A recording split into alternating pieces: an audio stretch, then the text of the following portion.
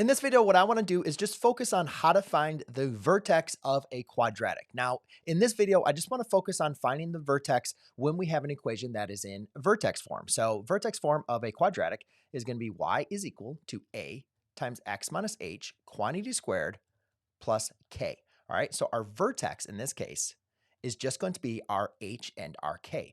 Now, it's very important, though, to recognize here, this is x minus h. Sometimes what I like to do with my students is I like to put an extra set of parentheses around this because this is one of those kind of confusing principles where students recognize they think the h is going to be like a negative. No, it's the x minus h plus k, okay? So we're looking for this value of h, and that's going to be in our vertex. But not always are we going to have an h and a k. So like, for example, let's go and take a look at example here. If I had, let's say y is equal to a 7x squared. All right. Now, notice here, I don't have an h and a k. Now, technically, we do have an h and a k, right? And basically, the h and the k in this case are going to be 0, 0, because you would subtract a 0 and a k would be, and you could add a 0 as well. So the 7, this a, that is just going to be your vertical stretch or compression. That's actually not going to be shifting this graph at all. So my vertex in this case is just going to be a 0, 0. So again, remember this h and the k come from adding and subtracting, right? We're looking for that addition and subtraction of our quadratic to be able to identify it. So what about if we have now a function in this case? Again, function, linear equation, doesn't really matter here. In this case, I have an x squared plus 3. All right, now, is this 3 the h or is this the k? Now, you might say, oh, I see the plus, so it's a k. No, it's not about the plus. What we need to determine is this being an operation that is inside of our function or outside of our function? So kind of going back to like understanding these parentheses, right? So what these parentheses help us understand here is if a function is inside it or outside. And this is something very important I want you to understand. When you are adding and subtracting within x that's being quantity squared, that is what we call inside, okay? So this is going to be an inside operation. Anything inside is going to be your h, or a horizontal operation. When we're dealing with something outside, right, you can see how this k doesn't really have anything to do with the exponent. That is going to be an outside operation, and that's going to be something that is going to be vertical. And in this case, it's going to be a vertical shift, which is going to give us our k. And just one other thing I forgot to mention here about our vertex is, remember, the vertex is going to be the max, the absolute max or min of your graph, right? So remember, when we're looking at a quadratic, okay, this vertex, this is what we're looking for. All right. So this is going to be your, in this case, it's 0, 0, but also we could rewrite this as our h or our k. Okay. So it's going to be the smallest or largest value, the max or the min of your parabola. All right. So in this case, what we can recognize here is this is going to be my k, right? This is an outside operation. So this is not inside the function. So therefore, my vertex in this case is just going to be a 0, 3, right? Again, we have a 0 because we're not adding or subtracting with the h, right, inside the function, but we are adding 3 on the outside.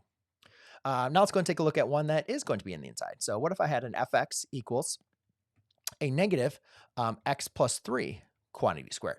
Now, again, the negative, that has nothing to do with h and k, right? So we're not going to worry about it. And in this example, though, this is one of those things where I want you to kind of like recognize here is what's happening, because a lot of students will say, oh, the vertex is going to be 3, 0. No, no, no. Let's not make that mistake. All right. And here's the reason why I want you to do it. Go back to rewriting this in the x minus h form. When you go ahead and do that, what you're going to get is you're going to have an x minus, and now what we can do here is we can use these parentheses like I told you, right? Put these parentheses here. And then what this is going to be is a minus 3, and then quantity squared. Okay, so by making sure you're rewriting it in the form of x minus h, x minus h quantity squared, you can see that my h is actually a negative 3, right? Because x minus a negative 3 is still a positive 3. So you can see how that works out. So my vertex in this case is actually going to be a negative 3, 0, right? Because again, there's nothing adding or subtracting outside of the function, which would be our k. What about if we have like multiple functions? So in this example, we have an fx equals, in this case, let's do a x minus 2 quantity squared, and then let's do a minus 10. Okay. So again, in this case, you can see here that, all right, so this is going to be my h, this is my k. Oh, just like this was opposite here, remember putting your parentheses around this, right? So you can quickly kind of insert parentheses here and say, oh, my h is actually a positive 2, right? So it's always like the opposite sign. Sometimes it gets very confusing. It takes a lot of practice for, I think, for students to kind of get used to this. But this is something that is not just unique to quadratics. This shows up time and time again in different functions. So we want to make sure we kind of get a handle of it. So therefore, the vertex in this case is going to be 2 comma a negative 10, right? But k is always kind of true to what that value is. Now, the only other thing, though, that sometimes can get confusing for students is sometimes if we like rearrange things. So for example, what about if I had like a 3 minus a x minus a 1/2 quantity squared? All right. So in this case, again, you can kind of see like all you're simply going to do here is just rewrite it. So therefore your x minus h quantity squared is going to be written first, right? Now this is, even though you're doing 3 minus, this is technically being multiplied by negative. So the way I'd want to rewrite this would be a negative x minus a 1/2 quantity squared plus 3. Why am I adding 3? Because that's a positive 3, okay?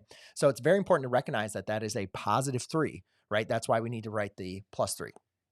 So now in this case, you can see it's very similar to this last example. I can see that this is going to now be a positive 1/2, right? And then we're going to have a 3. All right. And let's just do maybe one more example because I don't know, why not? What about if we had like a fraction, like a 2/3 times x? Let's do plus 2 quantity squared, and then let's do minus 5/2, right? And sometimes we just like add fractions and students will get confused. Like, but again, like hopefully you recognize, like we've been doing these problems over and over and over through this whole video. And you can see like, you know what, fraction's not going to scare me.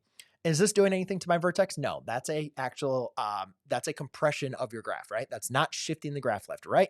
The only thing we're going to be concerned about is what's going on inside the function, which in this case we're adding 2. So therefore my vertex is going to be a negative 2, right? And I'm subtracting a 5/2. So therefore that's going to be a negative 5/2. And it doesn't matter if it's a fraction, guys. This is all good. So there you go, ladies and gentlemen. Hopefully this video was helpful for you. If so, I look forward to seeing you in the next video.